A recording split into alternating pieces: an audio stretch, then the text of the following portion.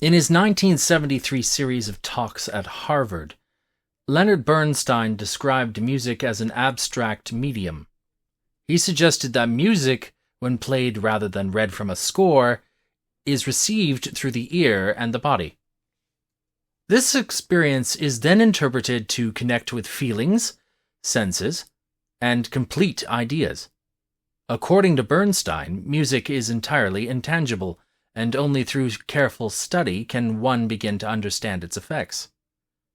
I have spent years studying art, trying to understand how art works, why people need it and create it, and what it truly is. I have explored philosophy, examined artists' accounts, analyzed form and figure, and practiced creating art myself. After 2 decades of this pursuit, perhaps at a personal cost, I have concluded that Bernstein was right. Music is the most abstract art form because its reception occurs entirely within the mind through hearing, association, and interpretation. In today's discussion, I will explain how I reached this conclusion using the Prelude to Das Rheingold by Wagner as an example. I will show that unlike tangible arts, which may include abstract elements such as painting, sculpture, literature, and even dance or performance, music is unique in that the artist has little control over its reception and interpretation once it is presented. This is true despite the efforts of composers like Berlioz, Wagner, Richard Strauss, and Bernstein himself. Now, when I say abstract, I mean something that exists only in the mind, without any physical presence. Although we can record and measure sound waves, music is primarily experienced as an auditory phenomenon. This perception is both immediate and involuntary. For most people, listening is an automatic process, much like breathing. Here's how we hear unconsciously. When an instrument makes a sound, such as a bow on a string, the vibration of the string resonates through the instrument. This sound wave travels into our outer ear, where the pinna funnels it into the ear canal. The sound waves cause the eardrum tympanic membrane to vibrate.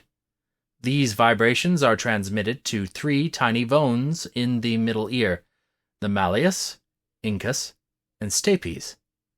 The bones amplify and transfer the vibrations to the oval window, a membrane-covered opening to the inner ear. This creates pressure waves in the fluid-filled cochlea of the inner ear, a spiral-shaped organ containing the basilar membrane and the organ of Corti, which is the sensory organ of hearing. Different sound frequencies cause specific parts of the basilar membrane to vibrate. High-frequency sounds affect the base of the cochlea, while low-frequency sounds affect the apex. The vibrating basilar membrane causes tiny hair-like projections called stereocilia on the hair cells in the organ of Corti to bend. This bending opens ion channels, allowing potassium and calcium ions to flow into the hair cells, leading to depolarization and the release of neurotransmitters. These neurotransmitters bind to receptors on auditory nerve fibers, generating electrical signals, action potentials, that travel along the auditory nerve to the brainstem. Now that's a lot of jargon, but that is how hearing works. I should thank Johns Hopkins and the Cleveland Clinic for resources that helped me understand this process. The opening of Wagner's Das Rheingold provides a clear example of how music can manipulate the auditory process to create what might be called a swamping sound. Wagner uses a simple E-flat triad, E-flat, G, and B-flat, in various octaves to trigger different sound frequencies. The E-flat is established by a sustained note on the contrabass, which is enhanced by 3 bassoons playing the same note. The contrabasses offer a warm timbre, while the bassoons cover different frequencies within the same deep octave. As the piece progresses, Wagner adds the warmer sound of a bass clarinet and the colder sound of tubas. Above all this is a staircase-like ascent with 8 horns moving through the triad at varying oscillating rates. These different timbres and frequencies enter the ear canal, overwhelming the listener with what Phil Spector might have called a wall of sound, evoking the sensation of a flowing flood. This process is involuntary. The listener may not notice it occurring, but they will notice the feeling that results from it. Many describe the sensation as swimming through a lake of sound. This concept is dramatically important, so keep this thought in mind. Wagner's Prelude is part of a dramatic presentation that tells the story of how the curse of the Nibelungen began. The music's purpose is to evoke drama, requiring the listener to form associations and emotional responses. This represents a second layer of abstraction in music, as these associations occur entirely within the mind as well.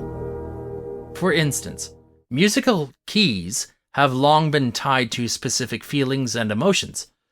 Basic music instruction often teaches that major keys sound happy, while minor keys sound sad. Additionally, some artists associate certain keys with more specific emotions, such as D minor being the saddest key, or D major representing heroism and extreme happiness. E flat major, the key of the prelude to Das Rheingold, was associated by Wagner with the primal, historical, and the reverent.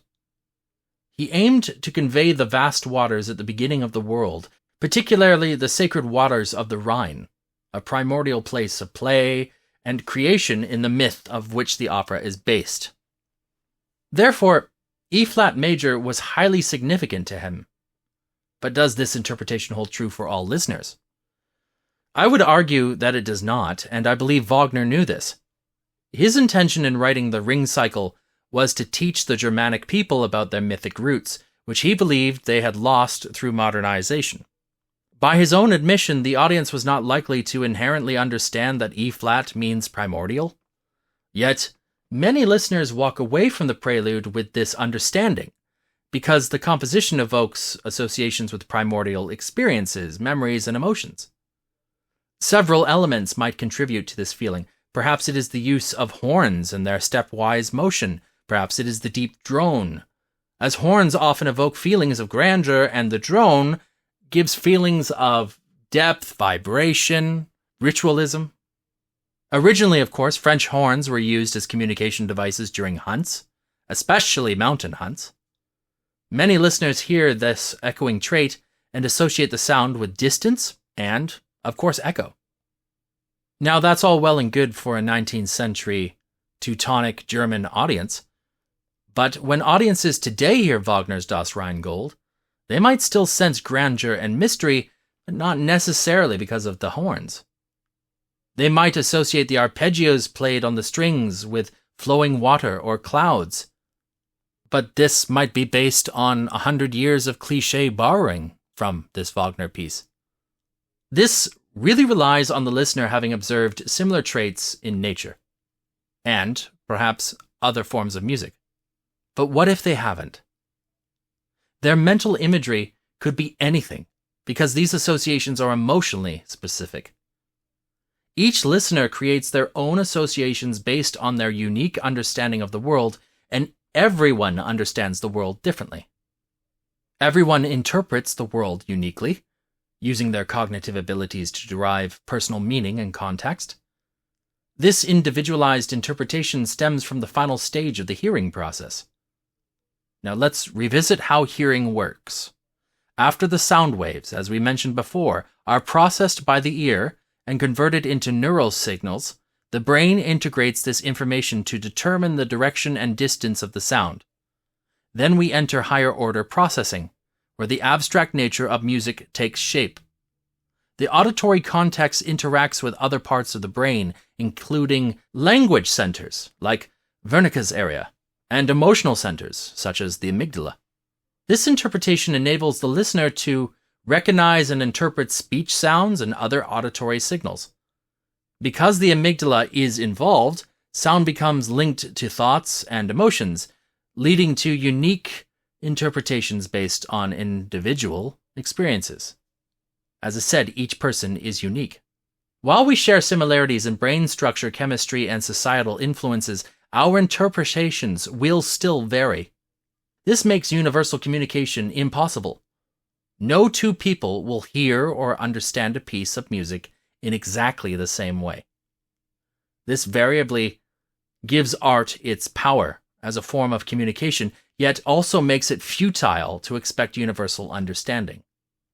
Most art forms share practical, tangible components. Painting uses paint, canvas, and tools. Sculpture and textile art have their materials. Writing uses language. Even performance art, like dance or acting, have measurable, tangible elements.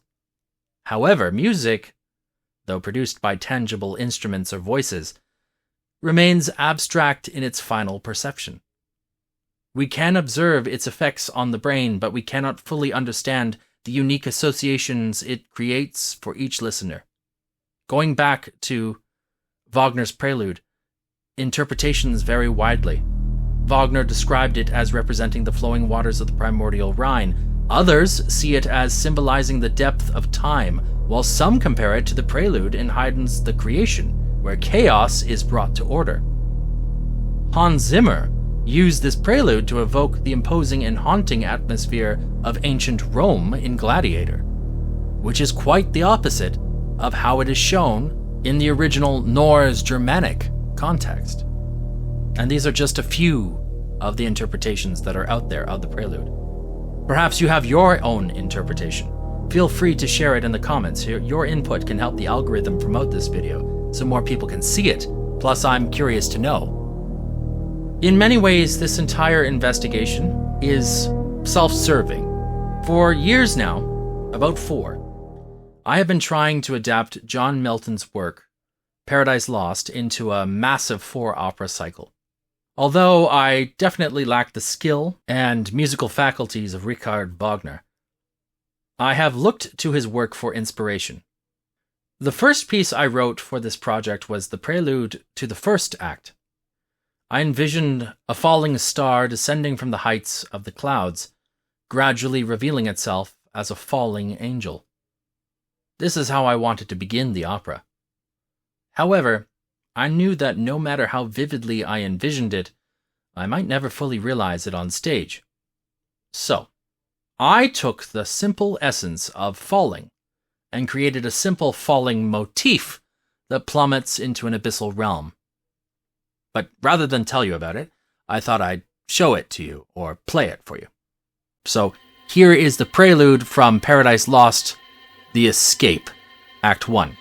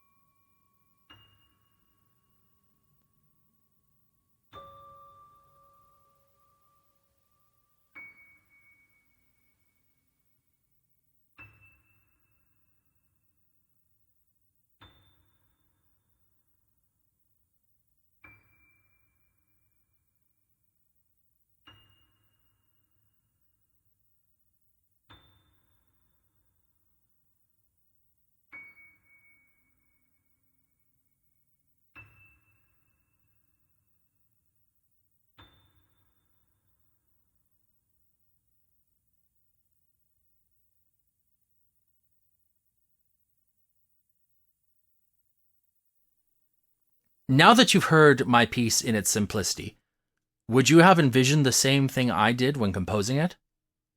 Without my prior guidance, images, and titles, you probably would not. And this is the nature of music. To guide your experience, I need more than just the music itself. As you listen, the data is processed into associations and ultimately into a final interpretation, all of which is subjective and unique. In this short conversation, I have illustrated the complex nature of the hearing process, the vague possibilities of association and emotion, and the experimental nature of cognitive engagement and interpretation. The musician has had no control over any of this. Not the composer, the orchestra, the player of the violin, the triangle, or the vibraphone. No matter how programmatic the guidelines of Hector Berlioz writes for his Symphonie Fantastique or the headings of Richard Strauss uses to connect his movements to Nietzschean principles, the listener is free to interpret the music as they see fit. Within this freedom, some people perceive something higher, a god, a soul, or some other profound element. Perhaps music is as divine as human creation can get, a creation that transcends its creator, like Adam or Eve. But, man, those Harvard lectures can be quite profound and overwhelming. And if you get as overwhelmed by topics of art, music, musical theater, and the occasional comic book, then my channel is the place for you. It's a community where we can talk about artistic topics such as these without judgment. If this sounds like something of interest to you, then please subscribe. Also, if you want to hear more about the Project Paradise Lost, I'm going to actually put a link not only to my website where you can get information about it, but I will also put a donation link if you want to give money to the project through either buying me a coffee or through PayPal. It does cost a lot to make artistic projects like an opera, so any small donation does help the project. But if you can't do that, that's all right too. Just leave me a comment or a like under the video. That helps as well. Until next time, I'm Julian Armands. Thanks.